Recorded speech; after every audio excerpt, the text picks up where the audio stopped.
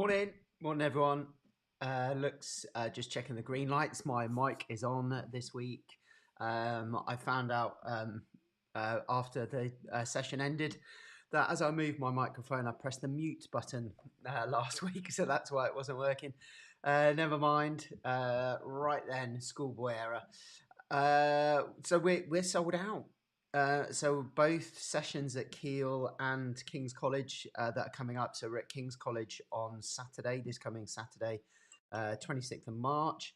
And then the following Saturday, the 2nd of April at Keele, both full. So that's great. Looking forward to seeing some of you guys there. And so we've arranged additional days with King's College in October. I think it's October 15th. So if you want to grab yourself a space on that, we've got clinical anatomy.education. Obviously realise it is a significant investment for a single day, and sometimes that's a bit tough, especially now. So we've put in some requests for payment plans. So if you need to spread the cost over a few months, then you can do that. We can arrange that for you. That's no problem at all. We've got a few people coming in already. Morning, Sarah. Welcome to the team. Stevie, good to see you, mate. And Becky. I thought you might be a bit delicate this morning. Good morning. Good morning. We've got loads in this morning. That's good. Good morning, everyone. Cool. So if you've got any questions, and Julie's in as well. Cool. Good morning, Julie. Yeah, if you've got any questions as we go along, then give us a shout.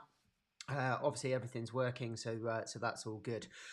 So we did the sacrum, and we spent a whole 45 minute session just on the sacrum last week, and just on the bones, the kind of osteology of the structures. So we're going to start adding on the layers of that sacral region. And last year, what we did was combine the sacrum and the lumbar. But when it got to the nerves, it gets a bit confusing. So the reason for doing the sacrum first and then lumbars next is because we've got a sacral plexus and then a lumbar plexus, and part of those join together. So if we learn one, and then we can learn the next one, and then we can join them up. So it's going to take probably going to take about 6 or 7 weeks to go through all of the layers of all of the structures with the sacrum region and the lumbar region as well. Yeah. Well, so Tristan's just, if you haven't seen on Facebook and stuff, last week I nipped out to teach this because we had DNM course running, so dermoneuromodulation course. A couple of guys over from Canada. One now, and then we've got another, the second part of it in June. So a chap called Ray Allen is coming over in June. So yeah, been really exciting. And Tristan's been doing the course down in Exeter, and we run it in Birmingham as well. So it's been a busy couple of weeks just praying that he didn't get COVID. that was one of the main things. Cool. So let's get going. Just get my slides up here. There we go. Cool. So I'm going to do a little bit of a recap first of all. From last week, and literally whistle stop tour. So if this is completely new for you and you're thinking what the heck is going on, then please go back to episode 68 where we looked at the sacrum in a lot of detail. Okay, so all of these slides we did in like 45 minutes. I'm going to do them in about 5 minutes now. Okay, so yeah, just to let you know. Morning, Neil. Good to see you in, mate. Good to have you there. Yeah, we've got a good old crew in this morning. So this is your sacrum, and then this is your coccyx. So that's a view from the front. So obviously all the pelvic organs removed. And then this is a view from the back. And these little bumps at the back, the spinous processes, and you can feel those on the sacrum at the back. Probably one of the only things you can actually palpate accurately. But even in fact, saying that, even then, the inter-rater reliability of the palpation of spinous processes is fairly low. So what the heck does that mean? So inter-rater reliability is when I palpate something, so I have a feel of something and I go, yep, that's S2, and then somebody else feels it and they go, yep, that's S1. And so there may be differences in opinion about what you're feeling, and that is the point, is that though those kind of palpation tests are often unreliable. I once ran one of these tests at the university when I used to teach there with it was a mixture of second and third year students, and we sectioned off one of the treatment couches, pulled the curtains around, and then I put a really small dot on where I thought, I think it was T4, where I thought T4 was going to be, and with an infrared pen, ultraviolet pen, not infrared, ultraviolet pen. And then we had an ultraviolet light, so when you shone it on the skin, you could see where the dot was, but obviously in normal light, you couldn't see it.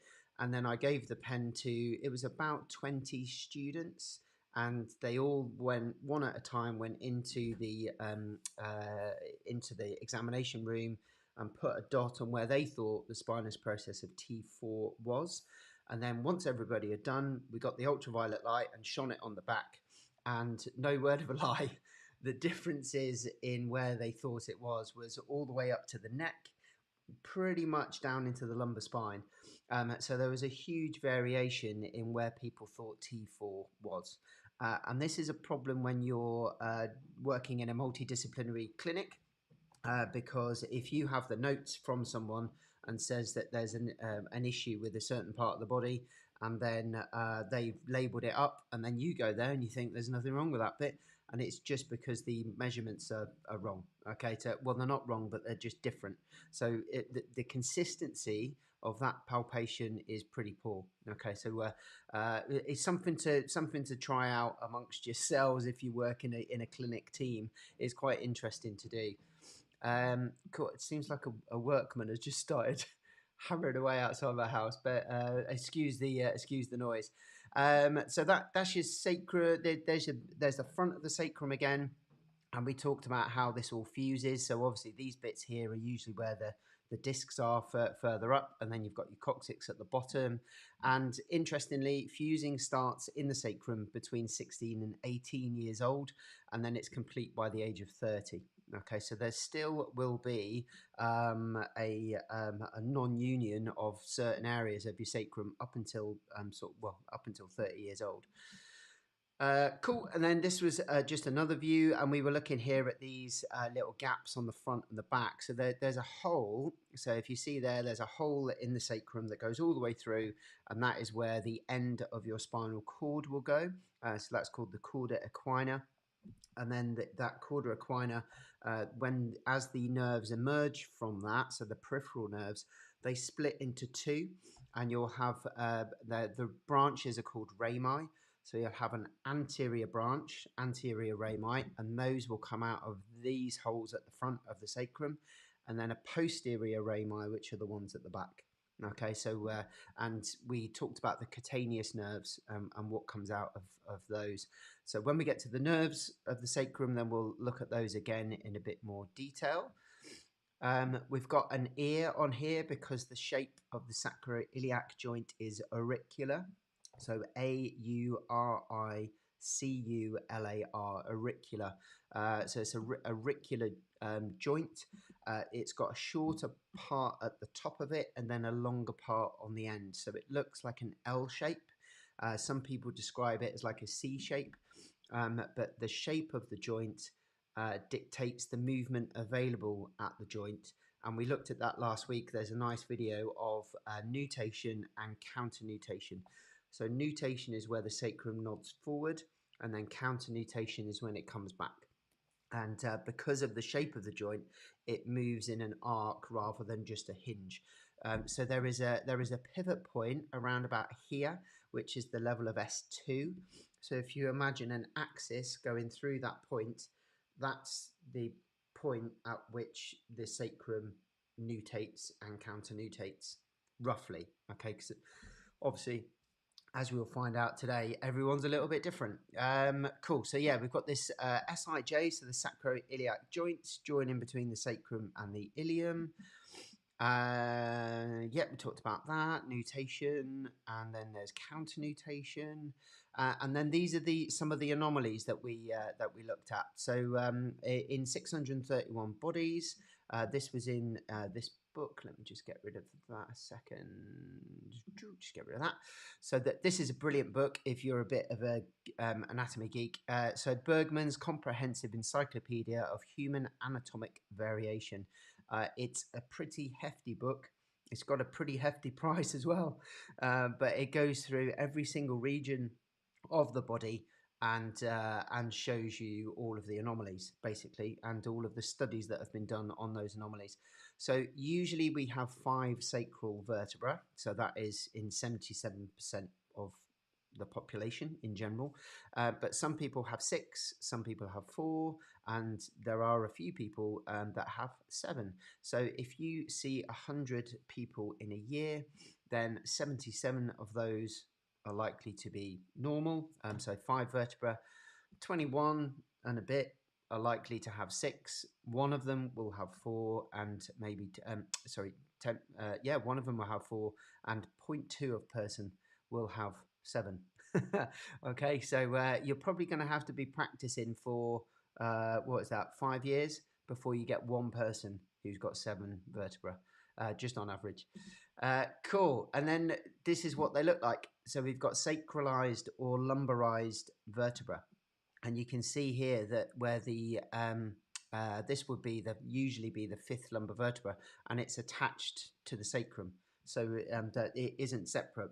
So if you're palpating someone's lower back and assessing the movement, so you might do a test like Gillet's test, the stalk test, or you might do a PIVMS exam, so a PPIVMS, if you've heard of that before. It's a passive physiological intervertebral movement exam. Okay, so PIVMS for short. And if basically what you do is you assess you feel the spinous processes and then assess the range of motion in those joints. So you might feel that they're a bit restricted on this one, and if you're an osteo, you think, oh, I'll give that a bit of a crack. Or this one, it might feel a little bit more loose. Okay, it's because they've actually got a vertebra there instead of the top of their sacrum. So there are these anomalies within the sacrum, and we're going to have a look at some of the others as well. And then this one was for you, Stevie. So Stevie's mentioned a few times about someone that he knows who has sacral agenesis, which basically means that you don't develop a sacrum. And it's called the Renshaw classification. So I had a bit of a look about this, see if I could find some information. So we've got various pathologies with 38 cases of sacral agenesis. And they've created, as we always like to do, we need to put someone in a table. So we've got type 1 through to type 4, and they correlate with these. Okay, so these are all the different types generally. Obviously, there will be variations in between of sacral agenesis. So it's like the old, if you do into fitness, you would have heard of endomorph, mesomorph, ectomorph, and you can't classify people into those 3 distinct groups. There are people who have ecto-meso tendencies, okay, or traits, and so it's you just, people are on a scale, on a spectrum rather than in a box, okay, and that will be the same with this as well. And then we had a bit of a chat about the theory of the stability. I don't really like to use that word because it implies that it may be unstable, which is not true, but the co-contractility of all of the tissue around the sacroiliac joint, which provides it with a stable platform that you can then move on. Okay, so and there's 2 main theories with that, and they are these, which is form closure, which is the congruency of the joint, and we're going to have a look at that in a second, because there's some anomalies there as well. So how well does that sacrum fit into the ilium? And then we've got force closure, and we're going to have a look at that today as well, which is the co-contraction of the muscles that surround the sacroiliac joint, so that the engagement is there so that you can then propel your body. And again, there are many, many variations of this. So we're trying to categorize people into, can they do this or can they do that? And if they can, then it's all good. And you're going to have anomalies where someone will perform with no problem whatsoever, but their form closure will be terrible, whatever good is. Okay, you assess it and you think, oh yeah, that's not right, but actually they're fine, absolutely fine. Same with force closure as well. You'll assess things and you think, well, that's not quite right, but it's not the be all and end all. People can function perfectly well with what seems like poor form closure or poor force closure. It's because we don't know what good is, right? And that's that's one of the main problems with all of the stuff that we do. Okay, cool. So that was a whistle stop tour of last week. So if you want to have a look at that in a bit more detail, then you can. And now, just get the right button. Oh, not that one. There we go. Don't want a close-up view of me. Sacrum, connective tissue. So that's where we're heading to today. So this is really cool. So you've got loads of differences in the sacroiliac joint. So that's the joint between the sacrum and the ilium. No problem, Al. Good. I'm glad you're busy. Good, good. Nah, that's no problem, mate. But may need you. Never know. Have Wikipedia handy. So differences in the SIJ. So we've got the sacrum and then the ilium. And we think, oh yeah, it's just a cornerstone. Boom, slots in, no problem. Okay, let's have a look at this then. So this is from this paper. They did, I think it was something like 160 MRIs of asymptomatic people. Okay, so these are sacroiliac joint anatomical variations on MRI. So where you go in a big scanner and they image everything. So if you have a look at these, so a normal, and in the paper it's just got normal sacroiliac joint, and I've put it in inverted commas because there is no such thing as normal. So we've got normal sacroiliac joint in 68% of people, so more frequent rather than normal. And that is the more frequent shape of a sacroiliac joint just there, okay? 1% of people will have an isolated synostosis, and that is, or a synostosis, however you want to say it, that a synostosis is the early joining of the bone. So where you've got the sacrum where it hasn't fused, and then they start to fuse together over time, that's called a synostosis, or a synostosis, again, whatever you want to say. So if you think about the cranial bones, it happens there as well. So as the cranium starts to knit together, that knitting together is that's basically what it's called. And that's less frequent, so 1%. An unfused apophysis. So an apophysis is a bony projection that again usually fuses to another bone. Okay, and in the study that they had with this one, there weren't any. So obviously there must have been some for them to have looked for it. But if you have a look here, then you've got that little bony projection there. Okay, where it just hasn't fused. And then number 4, accessory sacroiliac joint. So this is a joint between the PSIS and the sacrum. So it's actually joined here. Okay, so right at the back of the ilium, the PSIS area, there is another articulation as well as the sacroiliac joint just there. Okay, and that is quite common. 11%, yeah, which is a pretty high number, I think. And then we've got iliosacral complex, which is another kind of accessory joint. But have a look at this. So this is where the ilium has got a protrusion on it, and it then articulates with the sacrum. So we don't just have this nice and neat sacroiliac joint like you see in the books. You might have a sacral defect. So this is an increased concavity on the sacrum. So you can see that bit there. Okay, it's dipped in, whereas on the others, it's pretty standard. Okay, so there's a bit more of a gap. In my experience, what will happen usually if there is a bit of a gap like this, the body will fill it in with tissue. And in this region, it will probably fill it in with ligamentous tissue. Okay, so again, if you're feeling like someone is moving more or less than you would imagine, then it may just be the composition of their structures. And then we've got dysmorphic changes, which is just a generic term, really. Differences in normal shape, and that was quite prevalent as well, with 17%. So we've got all of these differences in structure. So again, think about Gillet's test. Think about even Faber's to a certain extent. What else have we got? The Downing's test, if you've ever heard of that one. I know some of you are from the biomechanics background. That there may be anomalies in the structure.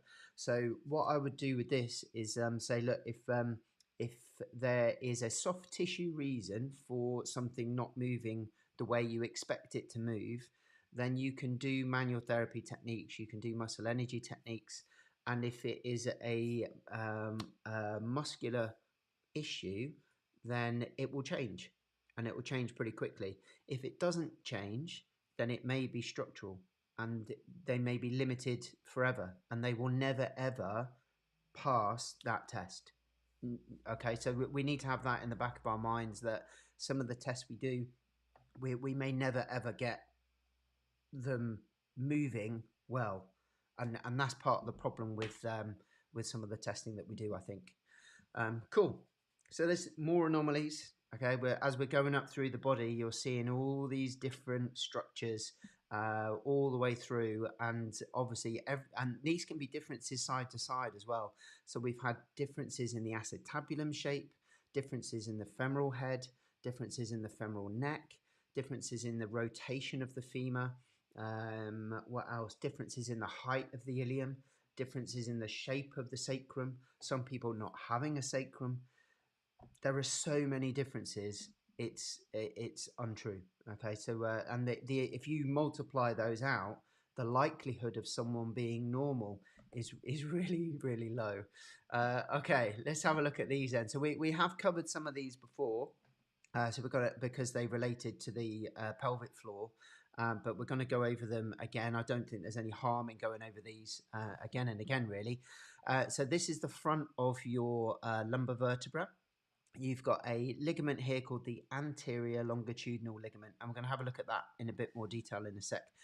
That literally runs from the top of your neck all the way down all of your spine to the front of your sacrum, so all the way down to here, and in fact onto the front of the coccyx. So it runs the whole length of your spine. So we're going to have a look at that one. Just tucked behind it there, you can see the vertebra, and then the disc, and then you've got the sacrum just here. This is your ilium, and then these are your sacroiliac ligaments, so just in here, okay? And deep to those, which you can't see on this image, we've also got an interosseous ligament as well. And interosseous means in between the ligaments. There aren't any, I couldn't find any cadaveric images of those. There only seems to be these anterior sacroiliac and posterior sacroiliac ligaments that you can see. What else have we got? Yeah, that's probably it on there that we need to know. And then inguinal ligament we've seen before, but that doesn't relate to the sacrum. So we've got this one here, so sacrospinous ligament. And again, we've had a look at this one before, because that ligament there goes from the sacrum to the ischial spine. So that's why it's called sacrospinous. And that forms the divider between the greater and lesser sciatic foramen. Okay, so we've got the bit at the top here, so that's where your sciatic nerve will go through, and then the bit at the bottom just here, and you'll have various muscles and nerves go through there too, but the main one that we focus on is this one from the previous videos. And then you've got this ligament here, which is at the back, so you can see that bit there and that bit there. They're both part of the same ligament, and that is your sacrotuberous ligament, because it joins from the sacrum to the ischial tuberosity. So sacrotuberous, and then this one sacrospinous. Okay, and then this is the view from the back. So we've got posterior ligaments just here. There's your PSIS. So that bit is the bit that you can feel on the back of someone's ilium. And then from there down to here, This is all kind of all of that region there is posterior sacroiliac ligament, and then you've got your sacrotuberous ligament just here, and it kind of merges into the posterior sacroiliac ligament as well. And then you can't see it, but it's tucked behind because it's deep to the sacrotuberous, and that's the edge of your sacrospinous just there. Okay, so these are some of the main ligaments. Again, we have had a look at these before, but now in a bit of detail. Right, okay, here is our first video. Cool, so little orientation then. So this is the right side of a pelvis, so we're looking from the inside. There's your pubic bone, there's your ischial tuberosity, and there is your sacrum. So they've cut the sacrum in half so that you can see it from the side. So let's have a look at the ligaments in here. So there's your sacroiliac joint between the two, and just pause that there. So this is the anterior ligament, so anterior sacroiliac ligament, and it completely covers the joint, so you just can't see it. Okay, and that tissue is quite thick. Yeah, so this is why the palpation, I mean, this is the wrong side of it anyway, you'll see the posterior in a sec, but the palpation of this joint, to be able to palpate a 2 millimeter movement is impossible, I would suggest. So there's your anterior sacroiliac ligament. I spent hours palpating these when I was training. And then posterior sacroiliac ligament here. So there's your PSIS. These are the ligaments in between your ilium and your sacrum. So this is the posterior sacroiliac ligament. It is really, really thick. Okay, it's proper thick, yeah, it's going to be at least a centimeter of thickness through there. So if you and that's without muscle tissue, because the glutes come over here as well. Thoracolumbar fascia, which we'll have a look at in a sec, fat and skin. So we've got all of those layers that are on top of this, and then we're expecting to palpate 2 millimeters or 2 degrees of movement. No chance. Okay, let's have a look at this one. Cool. So this is the anterior longitudinal ligament. So remember I said it goes all the way from the neck, so in the cervical region, all the way down the front of the vertebra. So if I just move me out the way there. So I've just labelled these up just so you get a bit of an orientation. So, and we've not covered some of these names before, so don't worry if you've never heard it, because we will go over these again. So transverse process. Side sticky out bit, that's basically what that means. Vertebral body is obviously the main body, that bit. Okay, and then you've got the disc in between, and then your vertebral body there. Okay, so this is looking, looks like a lumbar region because of the size of the vertebra. This is looking at the front of the spine. Okay, so let's have a look at this ligament just here. So this is the anterior, so it's at the front, longitudinal, long ligament. So it does what it says on the tin. This is a really good dissection. Okay, so you can see it all the way along there, and it literally runs the whole length of your spine, and there's your vertebra underneath. Okay, so it covers the front of the vertebra, attaches onto the discs, touches onto the vertebral bodies, comes all the way down. I don't have a video for the front of the sacrum, but it comes all the way down to the front of the sacrum. So just so you can get an idea of what it's like. So yeah, there's your vertebral body and the disc. And then this bit here, that vertebral foramen, that there is where your nerves will come out. Okay, so we've got the nerve roots coming out of the side there. When we get to that, we'll cover those as well. Okay, so what that ligament does is if you are bending backwards, because it's along the whole length of the spine, is it will prevent you from hyperextending, so going backwards too far, basically. Okay, so that's what that one does. And then the posterior longitudinal, now this is a real cool one. Okay, so this is a top-down view. There's your vertebral body. There's the vertebral canal, so that's where your spinal cord will go.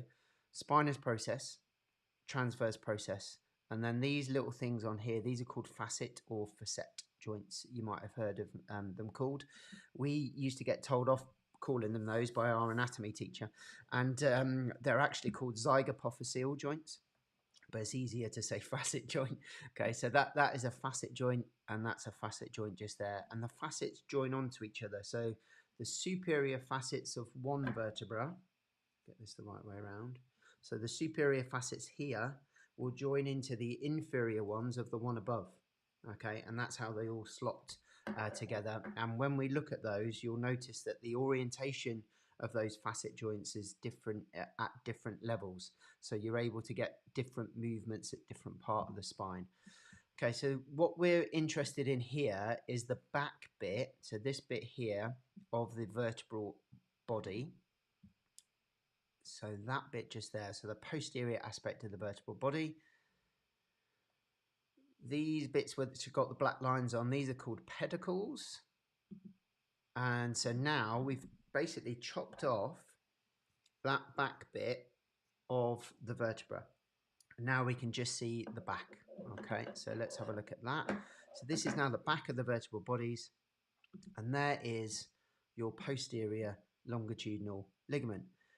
So posterior, back, longitudinal, long.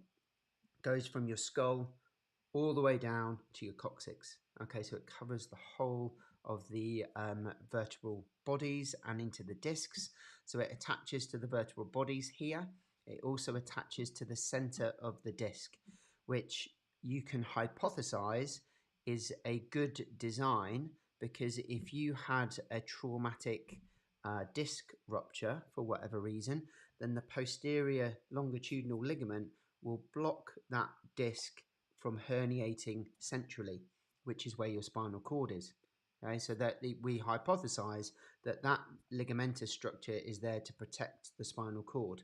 And this is why if you have a herniation of a disc, it usually comes posteriorlaterally, so backwards and to the side, because it can't go backwards because of this posterior longitudinal ligament. Okay, which kind of makes sense, but we don't know. We hypothesize. So we think that the posterior longitudinal ligament helps protect the cord.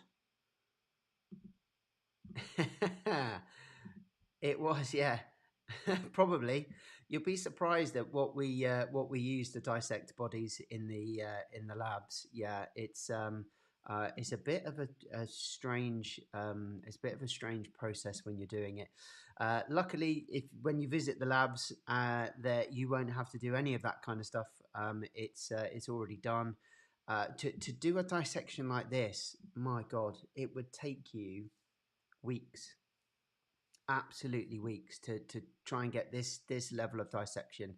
There is a guy, if you come into Kiel, he's done a time-lapse video of a spinal dissection that he did, and he did it over, I think it might have even been months for that one, but he's done a time-lapse of everything. So it's it's really, and he did one for a hand as well, so literally taking it from the skin down to the bones and then back to the skin again.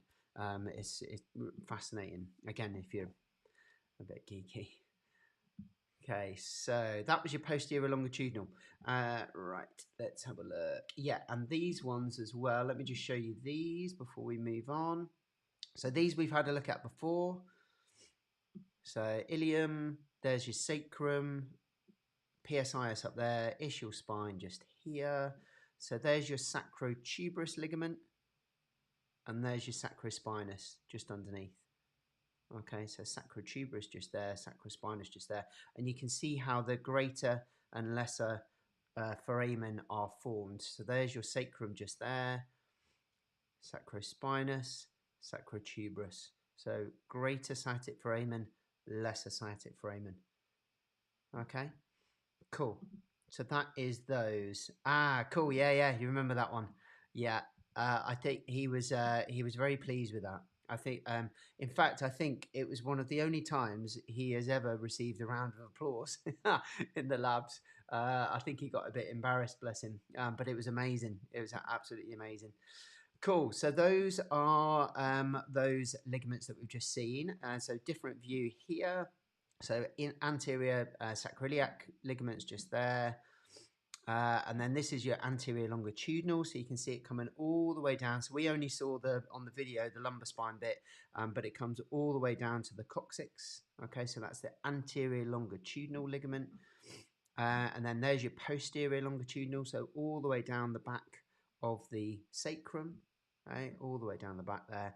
And then the interosseous, right, you can just about make these out. So these are deep to the posterior and anterior longitudinal ligaments. So interosseous, in between bones. Okay, so you've got another layer of ligamentous tissue around that sacroiliac joint. So now tell me that you can feel it moving. Okay, it's just beyond comprehension, really, that we think we can. Okay, this area here, if you've never heard of it before, there's like a little diamond shape in here, and it's called the thoracolumbar fascia. So thoraco is to do with the thorax, so the thoracic region, and then lumbar, obviously the lumbar vertebra. But if you have a look, the thoracolumbar fascia comes all the way down to the sacrum and coccyx, so all the way down. And obviously in the living body it doesn't look like this. There is also a glute attached onto here, and the glute fibers merge into the thoracolumbar fascia. I did a dissection a few years ago where we looked at this area, and we found gluteal muscle fibers here, so up around L3, L4. Okay, so the glutes actually spill over the iliac crest into the thoracolumbar fascia and then connected into the opposite lat. Okay, so that's that. There are so, like I said, there are so many variations, but that's basically what happens, and that's the theory of forced closure. So you've got the lats coming across from one side, attaching into this connective tissue, and then into the glutes on the opposite side. And it's that connection between the two. So if you've got lat engagement and gluteal engagement, then the theory is you will have a stable sacroiliac joint. And again, it only moves 2 degrees, so how stable does it need to be? But if there is a lack of efficiency, of strength, whatever you want to call it, across those joint lines, then the theory is then you will have some kind of discomfort in the sacroiliac joint. But we know that there are lots of reasons for discomfort. People will function perfectly fine if their lat engages slightly slower or quicker than their glutes. There isn't any correlation between those kind of firing patterns and pain. But saying that, it's the way we move. Okay, so as you extend one of your leg, as you flex one of your hips, then you stretch the glutes, and you also flex the arm on the opposite side. So that's how we walk and how we run. And if you think about that, so then the glute is being stretched, the hamstring, the lat is being stretched on the opposite side, and then they both engage to then propel you forward. And then the same happens then on the opposite side. So that's happening all the time as we're moving. Yeah, so it kind of, the theory makes sense, but it is just that. It is just a theory, and that there will be lots and lots of variations. Cool, so let's have a look at that. Here we go. Just get that there. So a bit of an orientation again. So we've got iliac crest just here. These structures here, this is your erector spinae muscles. Now in the books, they look tiny. They are massive. Okay, and then deep to that, you've also got your QL. So that QL will be underneath there. So these would be your erector spinae here. And this is without the thoracolumbar fascia on. So now let's add that layer. So there's your iliac crest, there's your 12th rib,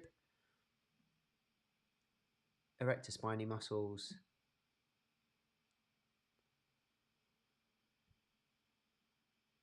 so all the way down, and again they attach onto the sacrum as well, but that's not what we're interested in at the moment.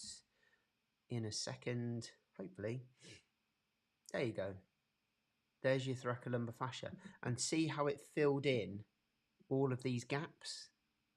Yeah, So this was pretty exposed before. So there's your PSIS area there, sacrum just underneath there. So let's just rewind that a tad. So you can see that there's, didn't do it long enough. There we go.